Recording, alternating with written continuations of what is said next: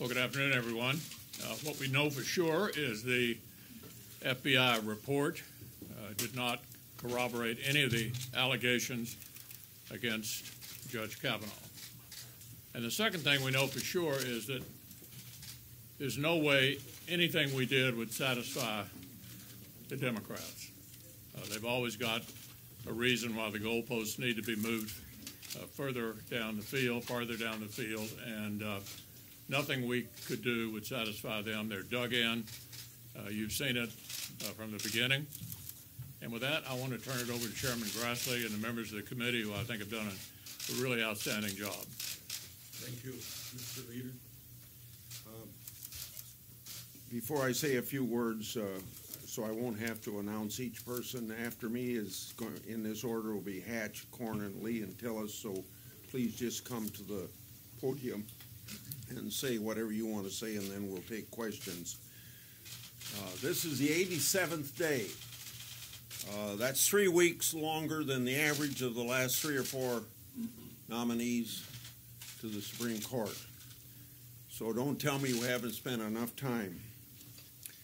Also, I feel very good about where this nomination is right now. Now, I don't say that from the standpoint of counting votes. I say that from the standpoint of the qualifications of this candidate and the fact that those qualifications to be a Supreme Court justice based upon his 12 years on the D.C. Circuit without anybody finding any fault with his qualifications to serve there, but that hasn't been talked about much. Everything else. This person is very well qualified. A person that believes in the principles of due process, the presumption of innocence, and readiness to serve are recognized. So Judge Kavanaugh should be confirmed on Saturday. Now, this started downhill very quickly on about July the 10th, when Schumer said that we're going to do everything we can to stop this nomination. And you can look back 87 days and you can see that everything but whether he's qualified to serve has been brought up. I've tried to commit, and I think I've carried out what I promised immediately, that we were going to have a fair and thorough process. We have had a fair and thorough process, and I think that's best demonstrated by the fact that the minute I read about who the person was in the Feinstein letter, Dr. Ford, I read about her name in the paper, and we got on it right away to provide the forum she wanted.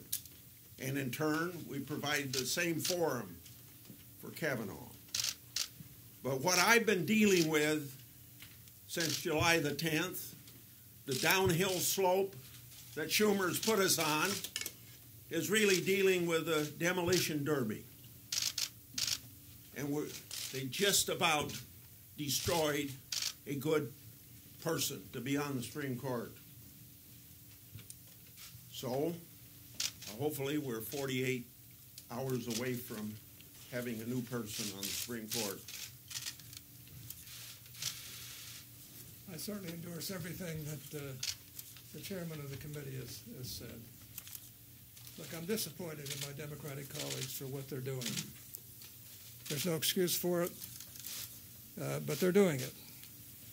I'm grateful to the FBI for their efforts in doing a thorough, very important investigation. Many of us have said that if Judge Kavanaugh did what he's been accused of doing by some of the Democrats and outside people, some outside people, he should be disqualified. But after investigations from both the committee and the FBI, we have found nothing, absolutely nothing to corroborate accusations against him. And we need to confirm him right away. His confirmation will be a victory for the Senate as an institution, a reminder that the politics of baseless personal destruction has no place here. I think he's one of the best nominees I've seen in my 42 years in the United States Senate. And I apologize to him for the way he's been treated. Yes, this is an important position. Yes, and Democrats have a right to feel very worried and upset about a Republican getting this seat because they thought they had won the election. But that isn't the case.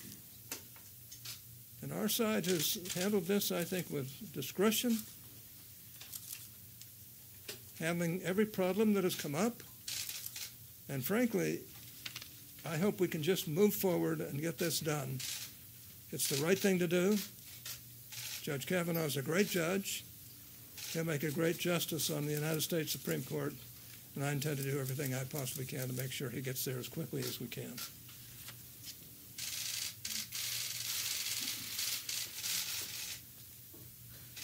Our friend, the senior senator from Minnesota, said about this confirmation process, she said, this is not normal. Well, I agree with her. Because if this is the new normal, woe be to the Senate and any nominee that would be subjected to the unacceptable character assassination that we've seen directed at this nominee in this case. If that's the new normal, I don't know who would want to serve, and frankly, I think people would be justified in losing any respect for the Senate and the way it conducts itself during the confirmation process. So more is at stake than just this nomination and the Supreme Court. The Senate itself is on trial here. A vote against Judge Kavanaugh tomorrow will be an endorsement of the mishandling of this confirmation process because of hiding relevant information that could have been examined on a bipartisan basis in a way that respected Dr. Ford's request for privacy and gotten to the bottom of this as we have attempted to do now with 20 million people watching on television. A vote against Judge Kavanaugh tomorrow will be a vote for abusing the confirmation process and a good person.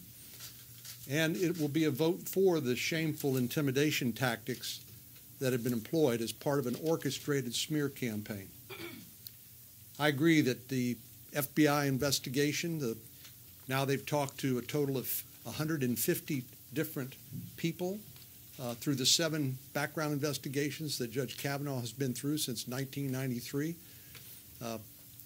No corroboration, no confirmation of any of these outrageous accusations that have been made against him. Unfortunately, this could have all been avoided. Most of the embarrassment to Dr. Ford and the public circus-like atmosphere, if the ranking member had just made the allegations known in the regular process and could have been investigated, as I said, in a way that would have protected her and her confidentiality. I've said before, and I say it again, I believe that we should, and we did, treat Dr. Ford the same way I would want my daughters or my wife or my mother treated under similar circumstances. But we have to remember that Judge Kavanaugh is entitled to a fair process too, and he has not been subjected to a fair process, anything but. So now's the time to quit all of these antics, these hijinks, this circus-like atmosphere, and we'll do that tomorrow morning when we vote, and Saturday when we vote to finally confirm this good man to this important position.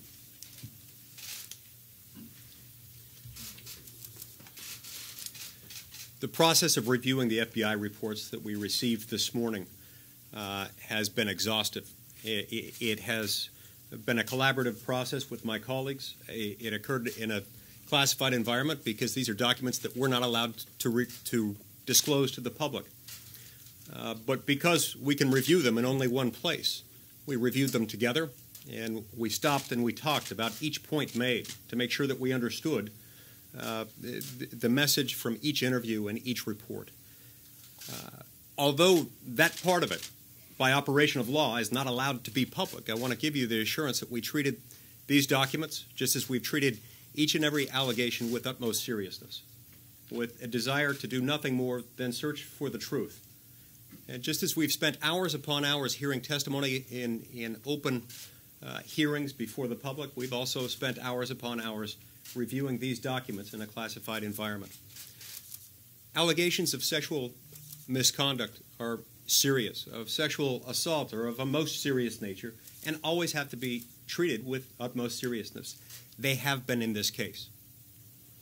Again, this is someone who has been through 7 background investigations in the course of the last 3 decades, with over 150 people interviewed with regard to him. This is a man of outstanding character who has lived an exemplary life. He and his family have been subjected to a lot of questioning, a lot of embarrassment, a lot of humiliation in recent weeks. That has been a difficult part of this process for him. But in the process of doing that, he's proven his character and his willingness to be candid with the public, and even sharing facts that are at times uncomfortable. I'm convinced of this man's character, of his truthfulness, of his qualifications to serve on the Supreme Court of the United States. I wholeheartedly support his confirmation and look forward to voting for him in the coming hours. Well, I agree with everything my colleagues have said. I also want to say that Dr. Ford, I firmly believe, experienced a traumatic event in her life. I just also believe that there's no evidence that we've seen through the FBI background checks, through the time that we've spent in the hearing, to substantiate that these claims are properly alleged and directed towards Judge Kavanaugh. Thousands of pages in that briefing room. Senator Lee and I were in that room together for an hour. We braked for an hour, then we were all back for 2 hours. At the desk is also some 1,500 pages that document the prior FBI background investigations. And in none of those was there any reference, and keep in mind this goes back 23, 24 years. This would have only been 6 or 7 years after he was out of college. Certainly, if it was in recent memory, you would have seen some whiff or some suggestion, and yet there was none.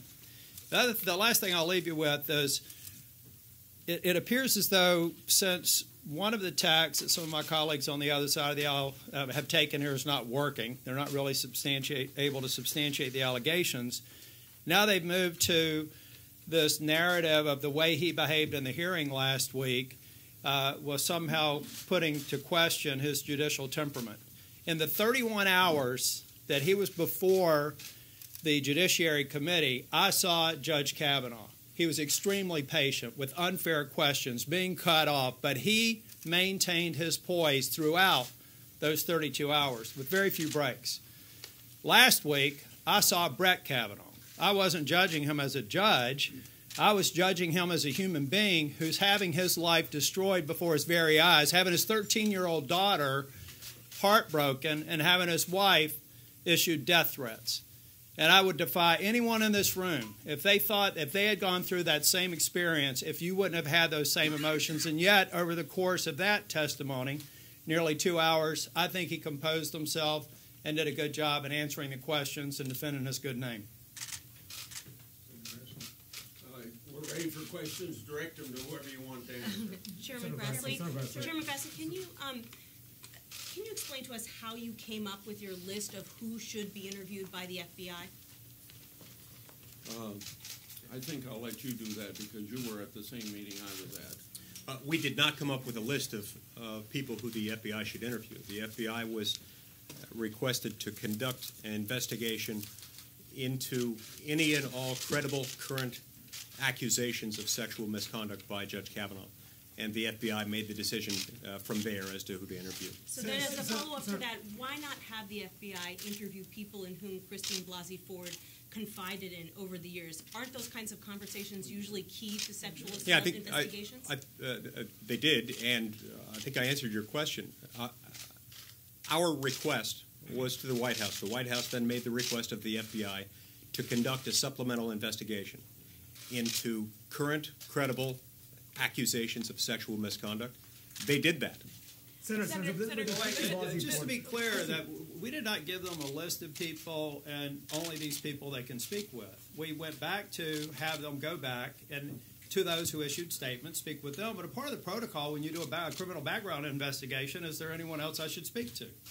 And in fact, when they went through that, they identified some others who hadn't put forward statements before, and we saw that in the record this morning. Senator, Christine Blasey Ford's attorneys have said specifically that there should be 8 additional witnesses interviewed, and Deborah Ramirez's attorney said there could be 20.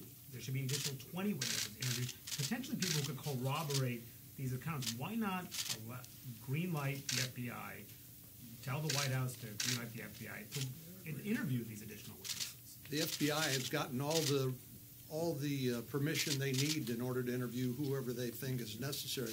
There has been no one to corroborate any of the allegations made by Dr. Ford or by Ms. Ramirez, and the FBI has reported that back to us. They have followed additional leads. But the whole purpose of this is delay. This is not a search for the truth anymore. It became clear early on when this allegation by Dr. Ford was hidden from the committee and handled in such an extraordinary way against her wishes and without her consent. This is a search and destroy mission. This is not a search for the truth. We've done everything we can to treat both Judge Kavanaugh and Dr. Ford fairly and treat all allegations made seriously. That's been exhaustively studied by the FBI as well as Judiciary Committee staff. There really isn't anything else. 20 additional witnesses is not that Senator, much. the president has said that the president has said that there shouldn't be even a little doubt, given the fact that the accusers are suggesting that there are additional people who could corroborate their stories. Are you confident that you have eliminated any cloud of doubt? All of the people identified by Ms. Ramirez and Dr. Ford have testified contrary to the way Ms. Ramirez and Dr. Ford have alleged. And so the witnesses they have identified saying they were present at the event have all refuted their allegations. So I think that ought to settle it. Senator, on a slightly different note, one thing that was noticeable at the committee hearing was when Christine Blasey Ford said that it was not clear that the committee would go to California to interview her. I'm just curious, Chairman Grassley, you've already referred some charges to the DOJ regarding uncorroborated allegations. I'm wondering, will the committee take any kind of action against the attorneys for Dr. Blasey Ford? We don't prosecute. Or will you refer them to the ABA? Right now, I'd say I don't know, and I don't know there's any reason to. I think that what I'd like to do when we get all done, because this is almost rock bottom, I would like to have the future mending things so we can do things in a collegial way that the United States Senate ought to do, and particularly when it comes to Supreme Court nominations. And you folks can have something to do with this. Now, I would never use the word fake news. I consider you folks policemen for our democratic system of government. But I want to show you where some of you have bias. I've had demonstrators in my office for 2 weeks now, both for Kavanaugh and against Kavanaugh. And one time, the people that were for Kavanaugh wanted to be interviewed. And they said, we're only interested in interviewing people against Kavanaugh. Now, that's a bias that none of you should be proud of. Chairman Grassley, Dr. Ford's legal team has sent a letter to the FBI, and they're characterizing this investigation as a stain on the process, on the FBI, and on our American ideal of justice. What's your response to that characterization? I'll give you. Let the FBI do what the FBI is hired to do and keep political interference out of it. And my making a call to the FBI that you ought to do something is political interference. I made no call to the FBI since this whole process started a week ago, and I'm not going to. I never had any conversation with anybody in the White House because I got confidence in the FBI. They go where the facts lead them. Well, I think it's also important to consider the source. This is a legal team that when we formally communicated on more than one occasion that we would come to California and have a confidential interview and on her terms, for Dr. Ford to testify she wasn't aware of that really makes me wonder the competency of the folks that she has advising her. Either the competency or the political bias that they have. Senator, will the public ever be able to see this report? And also for Chairman Grassley, how do you think history is going to judge what Christine Blasey Ford has done? Well, of course, none of us have that perspective yet. But I hope what history documents is that what I said earlier, that once we learned of her identity, once her name was leaked contrary to her wishes and without her consent to the public. And she was forced to tell her story not in a safe, confidential setting, but in a circus-like atmosphere. I hope we did the best we could under those awful set of circumstances to treat her with respect and dignity and listen to her. But that doesn't mean that we forget our basic concepts of fair play and constitutional due process.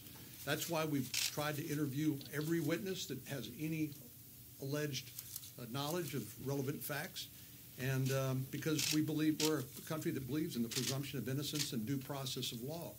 And what we know now is there is no corroboration. No one confirms the allegations of Dr. Ford, even people she identified as being present at the scene. So I believe we've done the best we could under these circumstances, given the incredible mishandling of Dr. Ford's allegation by the ranking member on this Judiciary Committee, to try to treat everybody fairly. But it's time now to vote, and that's what we're going to do starting tomorrow morning. Hold on, anybody on the back row? I want to say something. Will the public ever be able to I want to see say this? something before you ask your question. As someone who actually tried cases in the federal court system, and in front of two of the most notorious judges in the history of our country, and one case is in front of them, by the way, I want you to know I take this stuff very, very seriously. And I don't know that I've ever seen anybody who would exceed Judge Kavanaugh as a judge in the federal court system. And I personally resent the calumny that's been heaped upon him. It just isn't right, it isn't fair, and it sends a message to everybody that you really want to take a federal judgeship in the future. Now, this is just wrong. And unfortunately, there are some people who just don't care.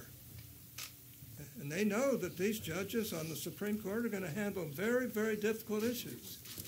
And I'm sure that when the judge is there on the Supreme Court, he'll decide issues that will terribly disappoint Republicans and maybe terribly disappoint Democrats from time to time. But I know one thing, he's honest, and he will decide cases based upon the law, and he'll do a good job in doing it. That's one reason why we feel so deeply about this. And frankly, I resent this business of taking on anybody that is from the Republican Party or the Democratic Party for a federal judgeship. It's really irritating. As though these people who have spent a lifetime getting AV ratings, the highest rating you can have from the chief rating service of attorneys in this country. I know a little bit about that. I have the highest rating you could possibly have, both here in Utah and back in Pennsylvania. These are important things to me. When I got out to practice law in Utah, I was told by everybody that Judge Willis Ritter was a curmudgeon that you really had to watch. Well, I got along well with Judge Ritter. He just wanted you to be competent when you went to court. On the other hand, he was biased. There's no doubt in my mind. This is an important position. And this man is qualified. And they put him through this type of a mess just because they are unhappy that Donald Trump had the right to appoint him. It's just plain wrong. And I got to say that I'm proud of my colleagues for standing up on this issue, and we ought to all be standing up on these issues. What we want is we want competent federal judges who are not biased, who basically will abide by the laws themselves. And this man is one of those. Hold up. Last question. You all, the Democrats say one thing after looking at this report, and you all say another. Will the public ever get any sort of a view or any sort of a summary of what this report said? Tell her about the rule. Well, it was very clear to us in the memorandum of 2009 between Obama and Chairman Leahy that there's one document, no copies made, and not released to the public. So we can't do that. Now, there's some suggestion the White House can do it, but you're going to have to go to the White House to get that answer to your question.